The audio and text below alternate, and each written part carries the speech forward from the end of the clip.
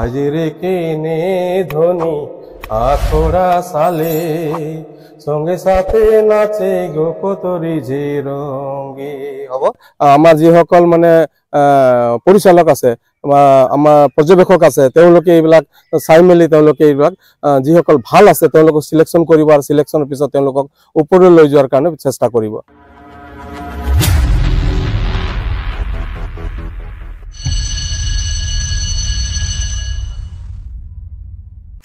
নমস্কাৰ, মই বৰ্তমান উপস্থিত আছোঁ নগাঁও জিলাৰ জখলাবন্ধাৰ নিচেই কাষতে চাগমুঠীয়া চাহ বাগিচাত। তাতে উপস্থিত হৈছোঁ আমাৰ ভইচ অফ ঝুমুৰক লৈ আমি অসমৰ বিভিন্ন প্ৰান্তত ফুৰি থাকোঁতেই ইয়াতো আহি সোমাইছোঁ আৰু এটা আমি দেখিবলৈ পাইছোঁ আমাৰ অৱসৰ প্ৰাপ্ত এগৰাকী কল্যাণ বিষয়া আছে উদন চহৰীয়া ডাঙৰীয়া, তেখেতৰ লগত কথা পাতিব যত্ন কৰিম। ভইচ অফ ঝুমুৰক লৈ তেখেতৰ অনুভৱ জানিব যত্ন কৰিম, বিশেষকৈ ভইচ অফ ঝুমুৰক লৈ। আৰু তেখেতে বিভিন্ন মঞ্চত আমি গীত গোৱা দেখিছিলোঁ কমকৈ হ'লেও, গতিকে তেখেতৰ পৰা জানিব যত্ন কৰিম। দাদাক আমাৰ পোহৰ নিউজ 24 ৱেলকাম জনাইছোঁ। নমস্কাৰ নমস্কাৰ নমস্কাৰ। কি অনুভৱ, যিহেতু আপুনি গম পাইছে ভইচ অফ ঝুমুৰটো আমি কৰি আছোঁ পোহৰ নিউজৰ উদ্যোগত? হয় হয় হয়, কি ক'ব বিচাৰে? পোহৰ নিউজে যিটো ভইচ অফ ঝুমুৰৰ যিটো উদ্যোগ লৈছে আৰু যিটো প্ৰচেষ্টা লৈছে বহুত মানে অসমৰ কাৰণে চাহ জনগোষ্ঠী আদিবাসী সমাজৰ কাৰণে এইটো বহুত ডাঙৰ এটা মানে প্ৰতিভা, যিসকল আমাৰ ছাত্ৰ ছাত্ৰী আছে মানে শিল্পী আছে, যিসকল মানে একেবাৰে ভিতৰুৱা অঞ্চলত আছে, তেওঁলোকে এইটো মঞ্চৰ পৰা তেওঁলোকে ওপৰলৈ যাব পাৰিব। তেওঁলোকৰ যি ভইচ আছে, এই ভইচ গীতৰ যি ভইচ আছে, এই ভইচবিলাক যেতিয়া তেওঁলোকে গাবলৈ ধৰিব বিভিন্ন জেগাত, তেতিয়া আমাৰ যিসকল মানে পৰিচালক আছে বা আমাৰ পৰ্যবেক্ষক আছে, তেওঁলোকে এইবিলাক চাই মেলি তেওঁলোকে এইবিলাক যিসকল ভাল আছে তেওঁলোকক সিলেকশন কৰিব আৰু সিলেকশনৰ পিছত তেওঁলোকক ওপৰলৈ লৈ যোৱাৰ কাৰণে চেষ্টা কৰিব। আমি জানিব পাৰিছোঁ বিভিন্ন মঞ্চত আপুনি গীত গায় বা আগতে আমাৰ যি স্থানীয় জেগাবিলাকত যেতিয়া আপোনাৰ কৰম মঞ্চ হয় বা সন্মিলন হয়, সেইবিলাকত আপুনি বিচাৰক হিচাপে থাকে, গতিকে এতিয়া অকণমান ঝুমুৰ গীত গুণগুণাই দিব নেকি?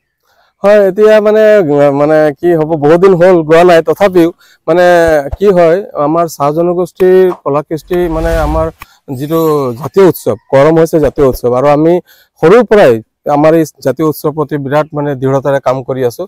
আৰু আমি গায়ক নহ'লেও মাজে সময়ে নিজৰ যি প্ৰতিভা আছে সেইখিনি দেখুৱাই যাতে আমাৰ জনগোষ্ঠীৰ ল'ৰা ছোৱালীক মানে নিজৰ কলা কৃষ্টি যাতে জীয়াই ৰাখে, সেই ওপৰত মানে ভিত্তি কৰি আমি মাজে সময়ে গান গাওঁ আৰু সেইবিলাক অনুসৰণ ল'ৰা ছোৱালীখিনি আগবাঢ়িছে। মই এটি গীত গাবলৈ আগবাঢ়িছোঁ বাৰু, ভুল ভ্ৰান্তি হ'ব পাৰে।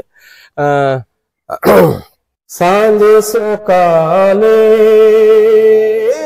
সাত গোবিনী সবে যাওয়া জাগালে, সাঁঝে সকালে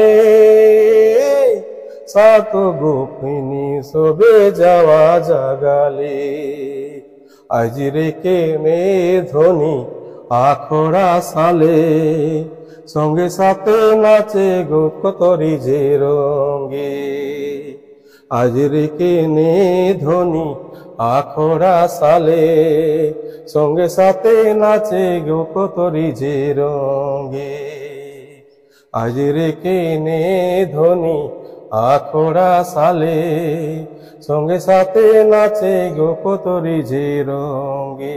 হ'ব, ধন্যবাদ।